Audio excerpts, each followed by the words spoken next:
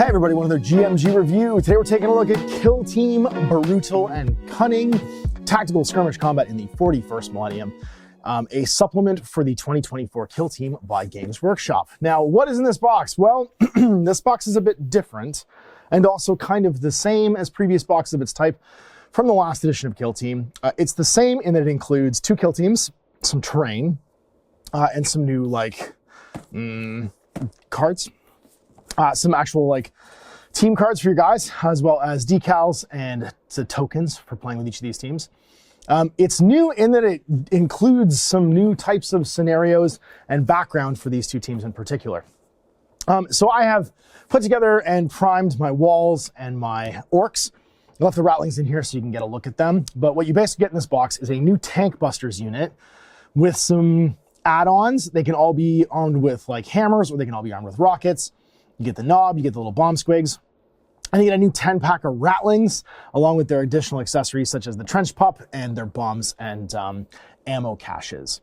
You get some removable, destroyable terrain. This is very much a playset style of terrain where you can blow holes in the walls and remove little sections of them. If anyone remembers great toys from the 80s, this is kind of in that vein. And you get some scenarios, and these are all designed to bolt to the Volcus terrains. They can sit separately, but they have little adapters that actually butt them up directly to the walls.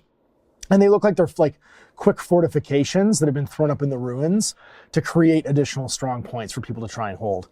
You get firing steps to go with them, and that's it. So great box of add-ons. If you were looking to think of this as a play set, to put it in oldie-timey toy terms, you wouldn't be far off.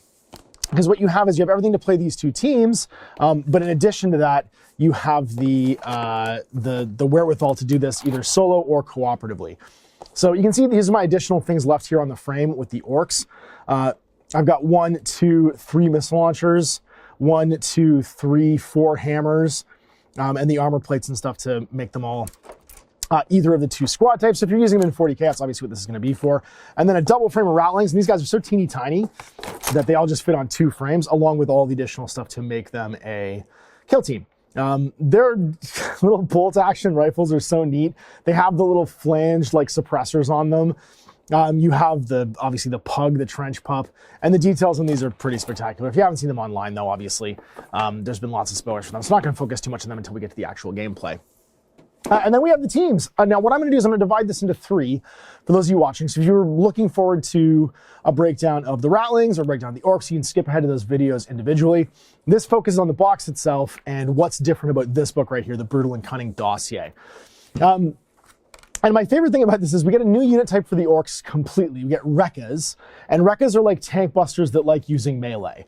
Normally in Warhammer 40,000, tank busters are like a unit with rockets, and they had a rocket hammer on the knob in, I think it was 8th edition they added that with those medals, or maybe it was 9th, 7th. I just remember they were metal, so it was probably 7th.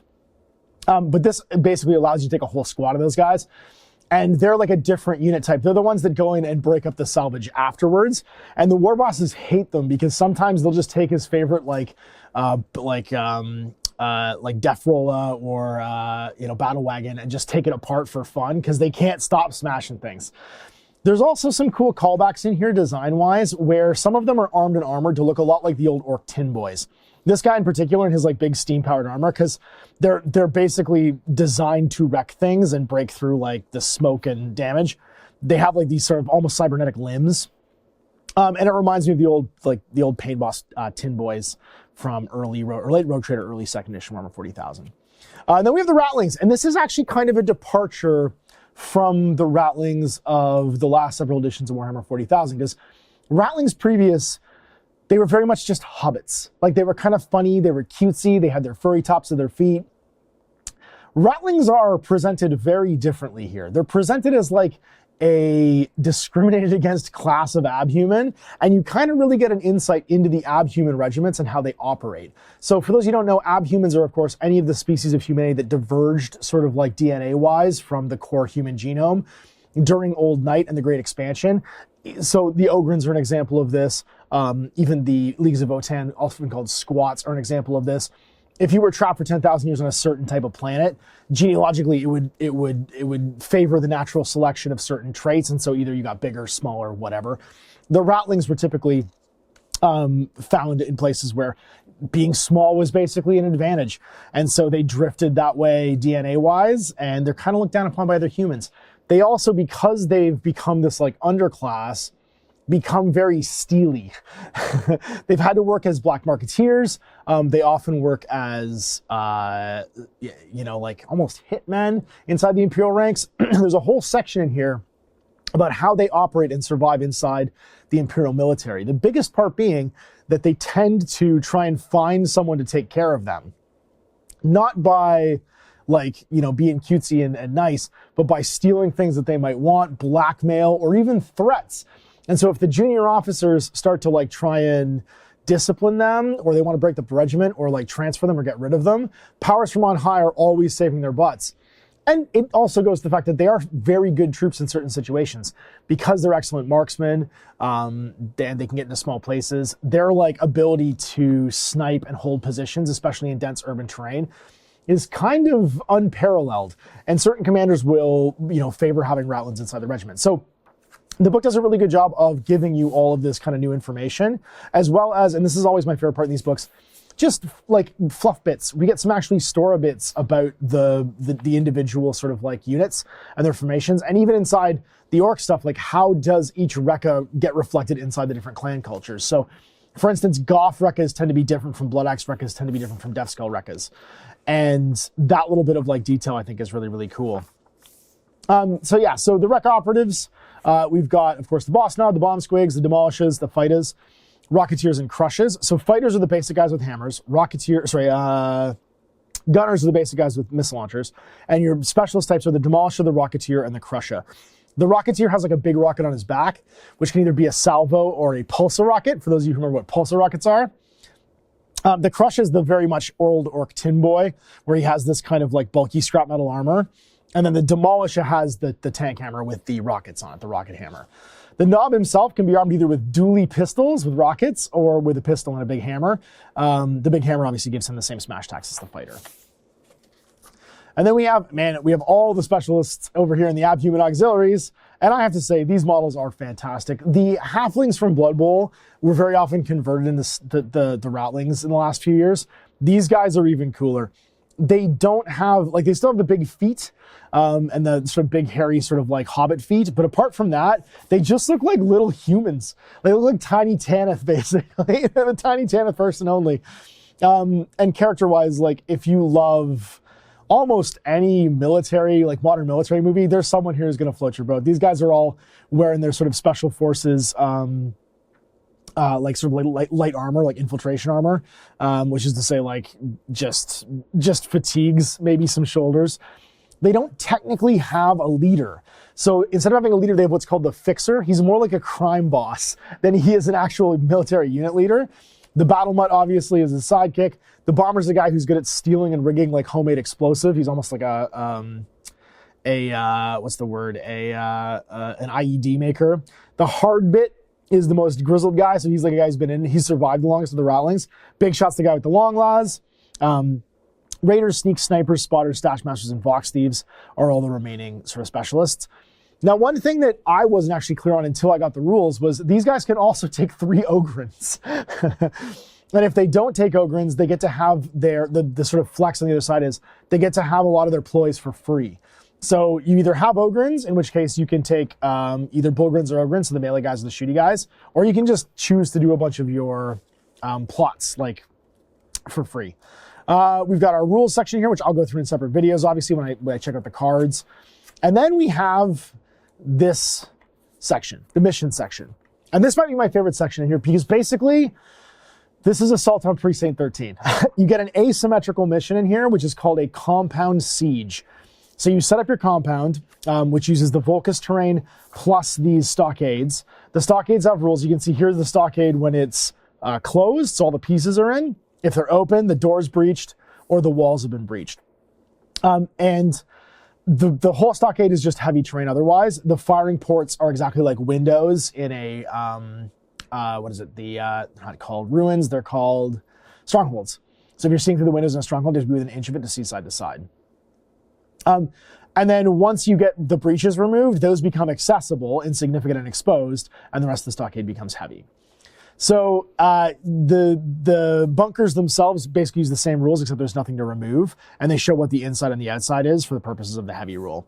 Then we have our firing steps: vantage, insignificant, and exposed, for being able to see down on people. And then some fortified position rules. So for instance, visibility, you can't see over this unless you're elevated. So you can't draw a line of sight over this, no matter how big you are, because the idea is that the stockades are always something you're going to hide behind. And there's rules for shooting and fighting over it as well. You can open the door for an AP. It's a little bit like operating a hatch inside the Galadark terrain. But opening a stockade by blowing open the wall, it actually has wounds and can be attacked. So you can select a stronghold terrain feature as a valid target, as long as the removable part is visible. So you have to be able to see the part you're going to destroy. The stockade can be obscured.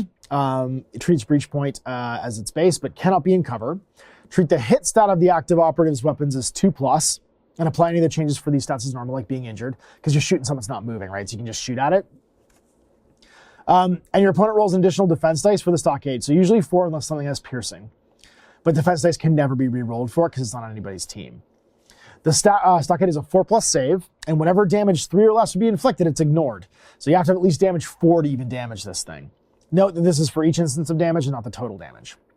Whenever you fight, same sort of thing. Treat the hit stat of the operative weapon as 2+, and whenever damage 5 or less would be inflicted in the stockade, ignore that inflicted damage, and note for each instance damage, not the total damage. So you have to be at least damage 5 in melee, so like power sword or better, and you have to be at least damage 4 for a, sorry, you have to be at least damage 6 to hurt a, like you have to crit with a power sword basically to damage a wall, and you have to be at least damage 4 to hurt it with guns. And then as soon as it gets 8 wounds, the piece is removed, and you can no longer attack that piece of terrain. So easier to take it out with shooting rather than with combat. And then the Vulcus Compound Mission Pack. So you decide if you're going to do player versus player or players versus everyone. Each player selects a kill team. If you're doing PvE, then you would also use, and they include these in here, which I thought was fantastic, the NPOs and the solo co-op rules. So all the solo co-op rules are reprinted here from the core rules. So if you don't have a copy of them, this is super handy to have in here. You get the behaviors for the brawlers and marksmen, the threat principles, and also all their stat cards. Now, on top of that, you also get ruses that can be used for the offense and the defense. And the offense and defense are who's set up inside and who's set up outside. When you play the game, you're still using kill counter, right? But at the end of the battle ends after 4 turning points have been completed or everyone's dead. If all of one kill team is incapacitated, their opponent's the winner. If neither of these are true, work out the kill grade. So kill grade is basically it. So it's either you kill everybody inside the compound or you get bigger up on kill grade. And then you get 2 CPs. So the actual like terrain setup is going to be dictated by the mission map. We have 2 different sets up here for having the offense on either side, either corners or lengthwise. And there's a central objective point, and your defense can be set up anywhere inside the stronghold. I love this. It's just a cool asymmetrical mission. And so far as I can tell, in one of these supplement books, this is the first time we've seen one of these asymmetrical missions get put in here. When I first saw Kill Team 2024, this is what I asked for. A cool, narrative, weird thing with a weird piece of cool terrain that's interactable. And this really delivers that. So whether or not you're excited about the 2, teams that are in here, and they are both pretty cool, I have to say, when we check these out individually, I think you're going to find that they operate pretty differently than the other teams, especially the Orc one, where there's not a whole lot of shooting in that team. The shooting that's there is pretty cool because it's all rockets, but there's not a whole lot of like reliable shooting, and they operate almost more like a Space Marine team than they do like an Orc team, which is kind of neat. That being said, if you're not interested in the teams, just the gameplay map and being able to play either a players versus everyone or a PvP game. So like you could split 2 teams and have them in the building trying to survive. I thought it'd be so cool to do like a Chaos Cult or a Ratling team and then like an Arbites team. So you have like cops and criminals and you have them try to survive the assault on Precinct 13, have them all playing against the Chaos Cult or something. I have so many plans for this. This is going to be such a fun thing. I'm going to run at least one of each of the 2 terrain setups with different thematic forces because I think it's just such a neat like gameplay style. And then of course you have the 2 teams in here as well. So I'm really happy with this one because I just wanted them to do something different. The narrative missions in the other books got ignored so often just because they weren't like, they're just more ways of playing not tournament missions, and because the people that want to play balanced games are only really interested in playing the whatever the competitive format is inside the approved ops pack, they wouldn't get played. So this is more for the people I think that are going to buy something like this, a play set with like themed narrative terrain that does cool, weird things. It's not trying to be balanced, it's trying to tell a story. And for me, that's a big win. That's a big win for what Kill Team can be, because we don't need another smaller 40K. Like, it's fine that there's a play mode for that and that exists for those people, but if you're going to have an intimate version of Warhammer 40,000, have the miniatures matter, have the dialed in camera matter, have different cool things happening matter. There's a reason why nobody plays competitive Kill Team on Galadark terrain. It's just too random and weird and there's too many moving pieces, right? This is the kind of thing I'm hoping they do more of, and I can't wait to see what the next play set looks like. I'm really crossing my fingers for a wrecked vehicle. The one thing I will say about the Kill Team boards so far is they don't look lived in. I want some stuff that makes it look like a plane crash has happened, or like a story. If you think about great video games, the reason why assets that get reused don't look the same all the time is they arrange them in ways that try and tell a story. So give me a crashed land speeder, give me a crashed, anything, a truck, some kind of weird Imperial truck that is something you don't want to make rules for in Warhammer 40K, but it's cool to see it, and it makes the world feel lived in, and it gives this like unique sort of game style, something that sets it apart from normal Warhammer 40,000. So there it is, an overview look at the box. Do I like this box and think that it's a good add-on to this? If this is what you're here for, either these two teams, which I think are fine, or that sort of like more narrative, different, wackier experience for Kill Team, I think this is for you. If this is something that you just want one of the two teams in the box, don't bother and wait until they come out on their own or convert them, right? Like, just wait. Some people might complain that the Ratlings aren't as effective probably without the Ogryns. I don't know if that's true or not. I'm going to play them without the Ogryns to start off with and see if it's got a competitive edge. I think with the Ogryns, they're going to be bananas. But we can talk about that when we get to the individual team reviews. So there it is, my look at Brutal and Cunning overview. Click over to the videos if you want to watch the individual ones for the Ratlings and the Orcs. They'll be up in the cards and or in the link at the end. And big thanks for watching. We'll see you for more GMG reviews. Till then, I'm Ash.